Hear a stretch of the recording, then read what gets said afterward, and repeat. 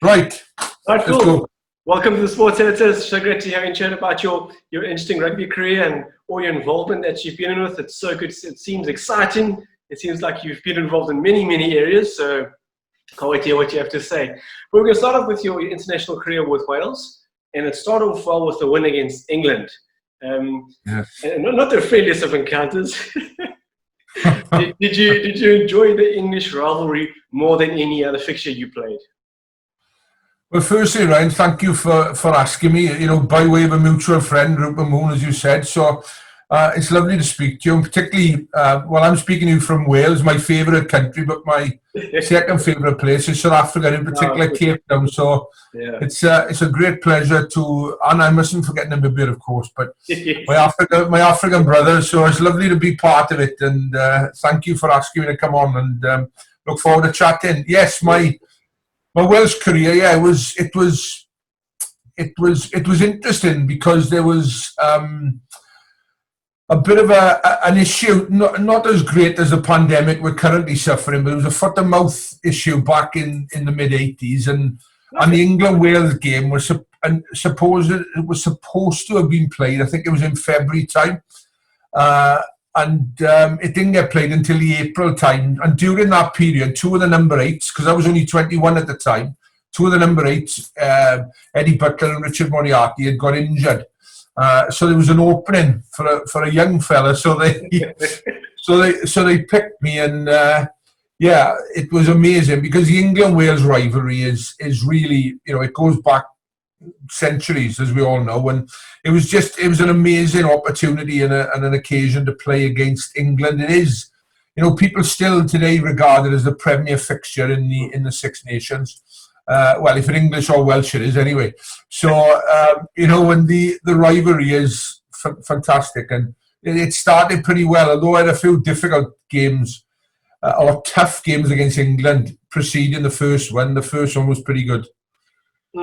Excellent. That's a good, because you mentioned as a Welsh player, you did very well. You won the Triple Crown, you won the Five Nations twice.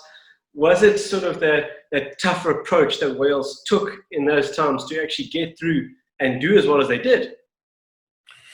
Yeah, I think Wales have done well recently, and we did well in those times. Maybe certain parts of my career, it was disappointing because we lost a lot of really top quality players to rugby league, particularly between 89 and 92. We lost a lot of quality players. If we'd have had, the majority of those guys stay, I think we could have been even stronger during that period, it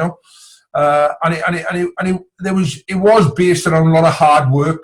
You had a lot of guys in the team who were manual workers at the time, whether miners or bricklayers, farmers, whatever. The recent Welsh success has been built on hard work a little bit differently because it's a professional game now. But always, there was a big hard work element of sport in Wales, and rugby in particular, particularly when you go back to the 70s and sort of the early 80s, and the early 90s, it was very similar to the principles of now, which is all about hard work, and that's how we gained our results, because we're not the biggest nation, as you know, in terms of population. But we have punched above our weight on occasions. Absolutely. Yeah, it's always good to watch Wales play rugby, especially when you guys sing the national anthem. It's too good. But let's talk a bit about your club. 350 appearances for Llanelli. And there just seems to be something unique about their club. Guys seem to, once they commit to the club, they seem to stay there. Unique atmosphere is brilliant. Is that just part of the culture there in Wales, just to be loyal and you stick to the club that you're at and you just work hard? I think that's what it seemed to be like then. When I first played for Wales, there was a tremendous sense of pride and responsibility and the history of the game in Wales. And Llanelli was very similar. It was a small town. Back in the 60s, 70s, a lot of industry there, steelworking in particular, which some of it's still there today, fortunately, not all of it. But there was a real sense of history and heritage when you went through the gates of Stradey Park with the great, players of the 70s, 80s like Phil Bennett and Derek Quinnell and Delmy Thomas, JJ Williams, some brilliant players, you know, and Ray Gravel, he's my first ever captain, you know, grabbed the old Wales and Lions centre. You know, he toured South Africa with the Lions in 1980. So there was an amazing history and heritage there, and you felt that and become part of that, you know, and it was all about the players that were there were very welcoming, and then as we bedded in, you know, as a group of players with us that, you know, Ian Evans, myself, there was Phil May, Lawrence Delaney, Nigel Davies, lots of boys we all played together for a minimum of 5-6 years, in you know, in some cases 10-11 years, you know, Ryan. So it was an amazing place to play. Great history of winning, beating the All Blacks, beating Australia, beating the Maoris, you know, Fiji. Great history of beating touring teams, playing touring teams. You know, we played the South Africa there in '94 prior to the '95 World Cup. You know, the greats like Pinar and Joos van der Vestes and Cobus Visa, those type of men, great men. God bless Joos. But, you know, some wonderful times, you know. Absolutely. And we were all made very aware of that, and it was a unique and special place to play rugby, you know, because of those memories and that history, you know. Interesting. Talking about clubs and history and things like that, and there seems to be a bit of a change coming. There's been talk of almost creating like a super league where you get for example, your Crusaders and your top teams playing in Tier 1, and you got Tier 2, Tier 3, Tier 4, Tier 5, Tier 6. Do you think something like that is attainable, and will it grow rugby, or was that just ludicrous thinking? What do you think? I think everybody's got every sort of level has got a place, if you like. You know, the key thing to club rugby, you know, if you look at the Crusaders, for example, you can go back to when Wayne Smith will talk about it. I was listening to a podcast by, I think it was Jay Carter and David Galbraith a couple of weeks ago, and they were, you know, Wayne Smith was on there, and he was talking about, you know, the inauguration of the Crusaders and the culture it was built from and all of that, you know. And I think the local clubs, you know, you go to South Africa, you know, in Cape Town, you know, Western Province, and, you know, you go back, you know, the Lions, and you've got all these provinces, and the Super Rugby teams have been born out of the provinces. Yeah. But ultimately, when you go back to it, it's all about the local and the local rivalry and the local derby. So there's a big place in rugby for that. Yeah. You know, and there's also a place in rugby for representative rugby, and whether, you know, the representative rugby takes the guise of super rugby, you know, of international rugby, obviously. I just think it's important not to lose that local rivalry and those local derbies. I think they're very important, because we all get a little bit parochial and tribal now and again, and we're all proud of being, you know, attached to Llanelli, or attached to, as I say, Western Province, or attached to, you know, UNAM if it's in Namibia, or Wanderers, one of the local clubs, two of the local clubs there. So there's always that local pride, and then there's that national identity, and there's local identity. And I think you've got to take those two things into consideration in terms of what really, you know, gets into the hearts and minds of people. And that is important when you're looking at these different type of competitions moving forward, you know. Absolutely. Sure. Very, very good. Because coaching is obviously essential, and once you had called it a day from your rugby career, you went straight into coaching. You've done very well, been very, very busy. Obviously, that's something you're passionate about. You want to be involved in coaching? It was actually, and you know, I've been asked this question many times, because I was a leader. I was captain of Llanelli. I was very lucky to be captain for 6 years. I was there 5 years, captain, continuous, and then I took a break for a year, and then I took it back on again after that. And it was just, you know, I enjoyed the strategic side, the tactical side of the game, but I also enjoyed the inspirational, the motivational side of the game as well. And, you know, I had some great Welsh coaches. Alan Davies was a wonderful tactician, attention to detail. And then Gareth Jenkins, who was my only club coach, who went on to coach Wales. He was an incredible motivator and an enthusiast about the game, you know. So I enjoyed those two sides, and I wanted to try to give back, really, those experiences in a coaching sense. And I had the opportunity to go to Leeds to do that. And I've sort of continued, and it's not been in a straight line, that's for sure. It's been a big challenges, but I really enjoyed those. And also, you know, what I've enjoyed is coaching in different countries. You know, I've coached in France, England, you know, South Africa, obviously, and Namibia more latterly. And it's just so interesting, the history and the heritage and the culture of those different countries. And you've got to respect that, and you've got to buy into that before they buy into your rugby ideas. You know, I think it's so important to respect that, and it's something I learned more in Namibia. I have such admiration for the country and what they've gone through to be where they are, and what the young men go through as well to get where they get to is just incredible. And it's been a really humbling experience being a coach, particularly in different parts of the world. I can imagine. Yeah, I know that's what rugby gets right. Talking about different cultures, things like that. And I'd say Namibia, where you spend quite a bit of time there as well, they absolutely love their rugby and they're passionate about it. And you can see the hunger and the desire is there. They want to do well. And I think that just helps in terms of coaching the guys, because if the desire is there, you just need to sort of channel it and get them going to where they want to go. It must have been a jolly good experience for you there. It was incredible, really, dealing with two different boards at the time, dealing with World Rugby, and dealing with the players. The players were, and the staff actually, but the players were incredible, because, you know, if you tell them to run up a hill, they'd ask you how many times to do it, type of thing. They were so, you know, they were so respectful of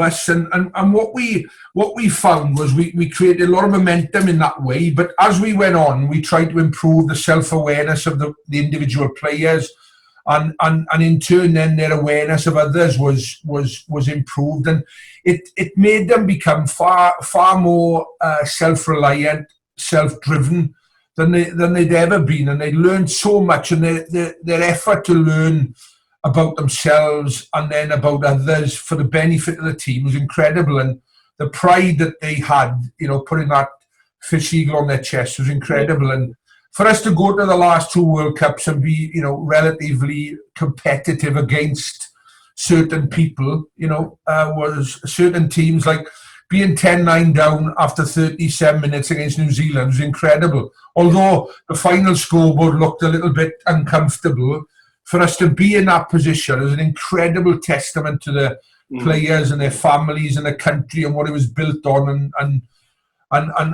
what it thrives on today. It was there for those 36 minutes, you know, and it was so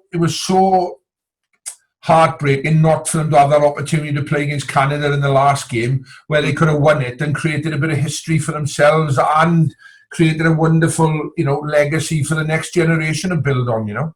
Absolutely, because it's always an interesting one. You know, you look at expectations versus reality. South Africa is expected to make the semi-finals every year, or every World Cup, I should say. How do you manage sort of the expectations of the Namibian players versus the reality? Because once you pull out for the World Cup, it's great, we sort of made it, but you realize, you think, there's still a lot more work to do. But you want to go in there and enjoy the World Cup. So how do you manage that expectation versus reality? I think it was very important that, you know, there was enjoyment, you know, in the process, for sure. And we had 4 values with discipline, contribute, attitude and respect. And those were the 4 values that we ended up really building in the last 18 months after qualification. And what we looked at is what were the standards of performance we had to reach to be competitive at World Cup level. And then particularly going to Japan, we had 4 years then to build those characteristics in the group, whether it was physical, whether it was mental or technical and tactical. So, as I said, the mental side, we looked at developing the self-awareness of the players. Then we looked at how we identified pressure and managed pressure. So huge expectations to qualify. But within that becomes, you know, lots of scrutiny. The circumstances of not qualifying were unthinkable, really. Yeah. But we tried to keep that away from the players by having a sort of a process-driven approach rather than an outcome-driven approach. you know. So we knew if we'd have prepared as well as we could, we would qualify. And then if we prepared as well as we could, based around the statistics we knew or the performance levels we needed to hit, we would be competitive. So it was all about a journey, really, Ryan, of continuous improvement and self-awareness, and that's where I got so much, you know, respect and love for the players, to be honest, because we used to do training sessions at 5 o'clock in the morning in the early days, and trying to get some of the players I previously coached, with respect to them, to get up at 5 in the morning to do a scrimmage session, it would be a battle, to say the least. But yeah, absolutely, the boys and the coaches were amazing. They were at it, and they were up, and they were doing those sort of things. So it was quite incredible what they achieved, considering the lifestyle that they had, you know, to cope with. Because it was only 30% professional players, or 20%. The rest were all local based boys. But since, a lot of others have gone on to be professional players, so it's wonderful, really. Yeah, because I just want to touch on that. Then I want to go back to another question. Professionally, was there in your time there any talk of the government stepping in and helping them have a whole unit of professional players, or was that still going to take a few more years to get there? Yeah, it'll take a few more years. The government, you know, do a great job, but they've also got other sports, and they've also got other challenges within the country, as you would understand. So they were supportive when they could be supportive financially. You know, there was a wonderful lady called Joan Schmidt there. She was the chairman of the Namibian Olympic Coaches Association. She was a wonderful lady, and she's still there now, fortunately. And she's trying to help grow all sports in Namibia, but to have certain infrastructures from a point of view of how to develop people from a skill level, a physical level, and a mental health, mental skills. So there are lots of good things going on, but it does take time to develop. And we went from we try to create more of a semi-professional environment, and hence the opportunity to play in the Currie Cup, which Saru have given them for a number of years. Although again, it's been difficult, but we were sort of amateur type players, training, 2 or 3 times a week against fully professional sides. So there is a foundation there now for that to potentially go. If we can match, the rugby with the economics, there's a potential for it to happen in due course. But it's also trying to grow the club game from 7 teams to maybe 10 or 12 teams, to have a premier competition which covers the whole of the country. But it's such a big country as well. So as you know, it's a beautiful country, but it's a huge country. So there are logistical challenges as well. But the board the board and the governance of the game are trying really hard for that to happen. But I think it's a few more years down the track again, No, it'll be good. It'll be good to have a neighbouring country dominating in rugby and doing what they do all the time. Be more consistently, if I can say it it'll be great. And just talk about the World Cup briefly. And it's always a tough one as a coach, because you really work hard and you have the best interests of the players at heart. But if there's sort of one moment or one game or situation that you could take with you and say, that's it, that was just the thing that you needed to see as a coach, it made you realize these guys are on the right track. Yeah, as I said, we were always looking at that process of development. So in one game, we'd look to maybe retain the ball for X amount of phases. In another game, so we'd have individual outcomes in each game that we could hold on to and build towards the Canadian game. So against Italy, we wanted to score tries, and we wanted to have a quick start in the game, and we were doing really well in that game. We scored a wonderful try, Damien. We scored 3 tries in that game, which was terrific. So we'd achieved a couple of objectives. Then we went on to South Africa and achieved, a couple of objectives out of the 3 or 4 we set. Same with New Zealand. And those were the times where, the first half against Italy, certain parts of the South Africa game in stopping their maul and different things. The New Zealand game, again, was trying to stay in the arm wrestle in the first quarter. Those type of things, Ryan, when you can see those things happening, you think, you know what, it's fantastic to see knowing all the effort that's gone in, for the players and off the field as well. They're wonderful ambassadors with, for their country. So there were little things, like there were behavioural things off the field, and there were also, technical, tactical things on the field that you think, to be fair to them, we've come a long way, Did you get Jacques Burger to give you one or two inspirational speeches once in a while? Yeah, he's always been there or thereabouts. Yeah, he's brilliant, and there are guys like Jacques, Darryl De La Harpe, Tina Duplessis, Eugene Yanchis, Chrysander Botha, David Philander, boys who have retired from playing now but could give so much to the country, and hopefully I know David and Chrysander are coaching at national level, but there are also other really good guys. Sergio De La Harpe is developed into an outstanding young conditioner. So there's a lot of really, good people there that can drive the game on, Excellent. So you've been very busy keeping yourself involved in European clubs during your time with Namibia as well. Is it a case where you sort of take all the positives from the various clubs that you're at and use it to your advantage as a coach? Yeah, the one thing I've learned over time, and I haven't always done it as well as perhaps I should have, looking back now, is reflection on your experiences, really, and what have gone well, and what are things that you can learn from, Ryan, really, and those are important. It's important to learn all those rugby lessons. It's important to learn the behaviour, the cultural type lessons.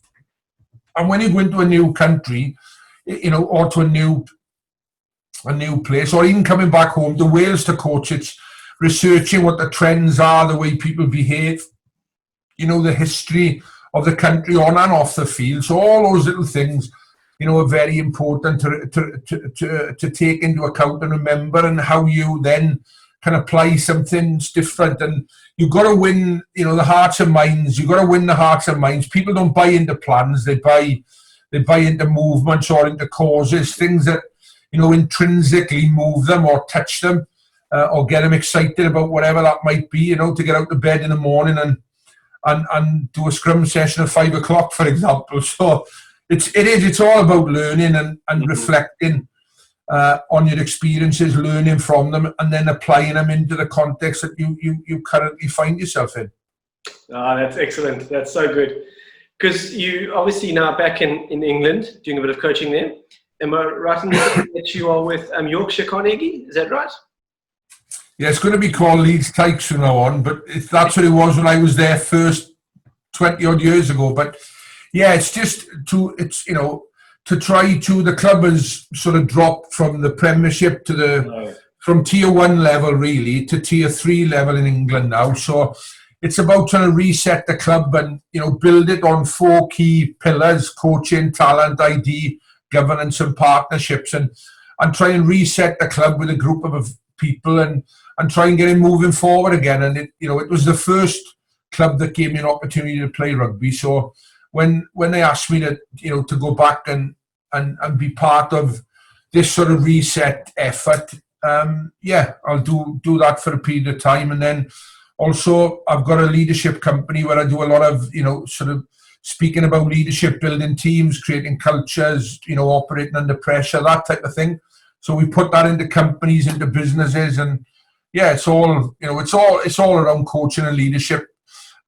Coaching mainly in the sporting space, but then leadership in a bit of both business and sport. So it's very varied. I'm very lucky and I enjoy it. But Leeds is a passion, given the history with the club, and we had some great South African players there at times. Bram van Straten, Yapi Mulder was there. Gareth Wright, who's now a coach with the Stormers in Western Province. Andre Sneijman, who's actually now coaching over in England, doing a coaching job at Millhouse School in Doncaster.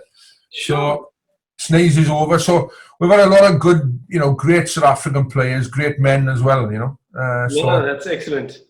Yeah, again, like I mentioned earlier, it's amazing what rugby's done and what rugby is currently doing in terms of bringing people together and just finding solutions.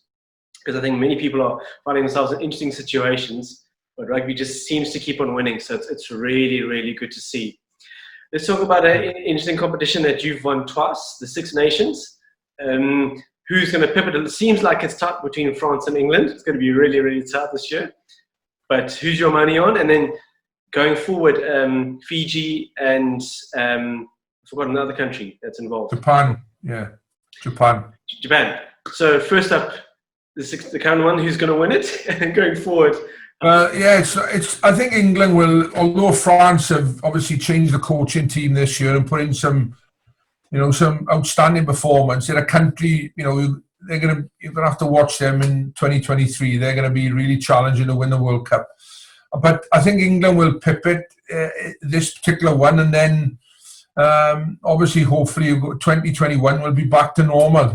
We've never seen Six Nations games being played in October prior to this, but it is unprecedented times for all of us around the world. So let's hope everyone stays healthy and fit and comes through it, and we move to a different life in many ways. But it'll be interesting to see how that goes. England, I think, will pip it, and then a really exciting sort of 8-country tournament, which adding in Japan and Fiji with the Six Nations teams for an extended window, international window, October, November, early December. So that's a bit unprecedented as well.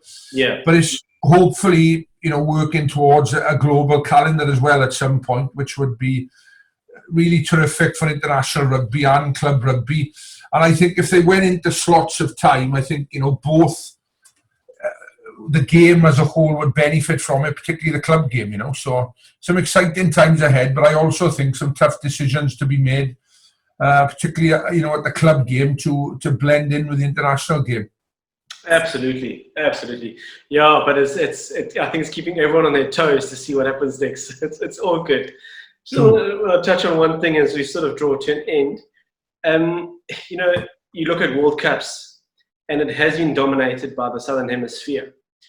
But do you see that trends slowly changing simply because more of the Southern Hemisphere players are playing in the Northern Hemisphere? Do you think that's going to strengthen the rugby overall, and it will help the Northern Hemisphere sides perhaps to win another World Cup? I know you're often Wales, so you might have a slightly biased view, and I'm joking. I have a bias view.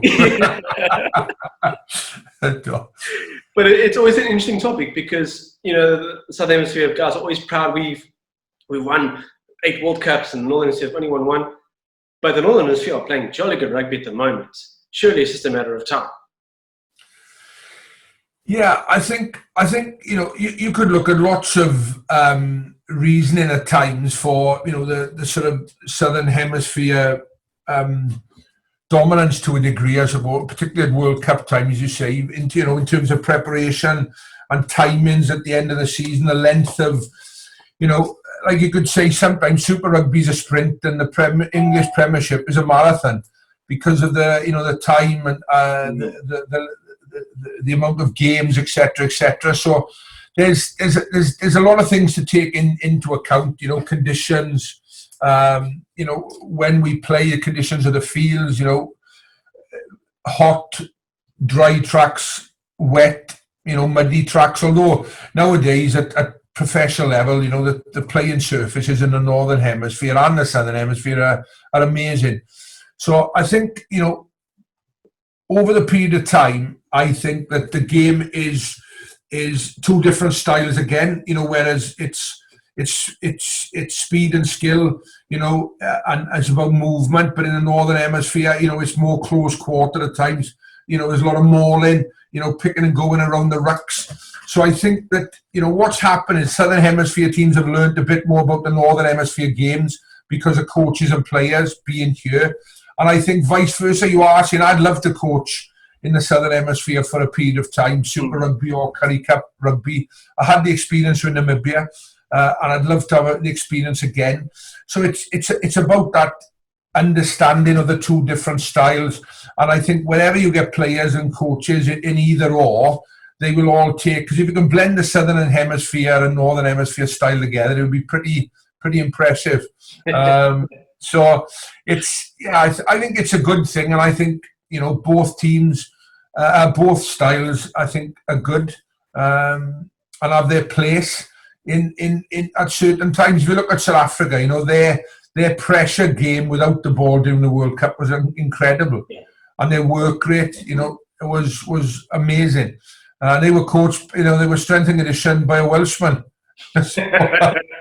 who we know pretty well. But yeah, it's a lot of it's about timing, and a lot of it's about conditions, and then it's about how you adapt. And that's happening more and more both sides as people get experience of both sides. You know, if that makes sense. Yes, no, for sure. Phil, and obviously you played number 8. In your opinion now, who do you think is dominating with the number 8 T-shirt at the moment, or jersey, I should say? I think the two names that jump out. Obviously, Kieran Reid was an amazing player, you know, and you got Dwayne Vermeulen, I think, who produced his best form in the World Cup, man of the match for South Africa, and then you got Billy Vunipola. So all really, you know, Dwayne Vermeulen and Vunipola, quite powerful players, you know. Reid maybe, you know, more of a footwork number 8, but still a good carrier, good link player as well. And you got Toby Faletau as well, the Welsh number 8, who I've coached at under 20 level when he was a young man coming through, who's another great 8, you know. So there are lots of them, you know. But at the moment, you've got Vermeulen, arguably, he's man of the match in the World Cup. That's a pretty high accolade to achieve at world level most recently. So, you know, I think he's the guy at the minute who's the icon number 8 around the world, I think. Yeah, that's nice to hear. Yeah, it would be, and it wasn't because I'm speaking to a South African either. It's just what I feel. I'll keep that between us. No, it's good, and I think rugby, again, is always open to develop and change and try and be as dynamic as it can be. And moving forward, I just think you touched on the World Cup 2023. I think it's going to be an exciting World Cup. I think it's going to be lots of changes. And I think players are really developing the skills to try and always just get that much more better every time. And that's why it's becoming such a great game to watch.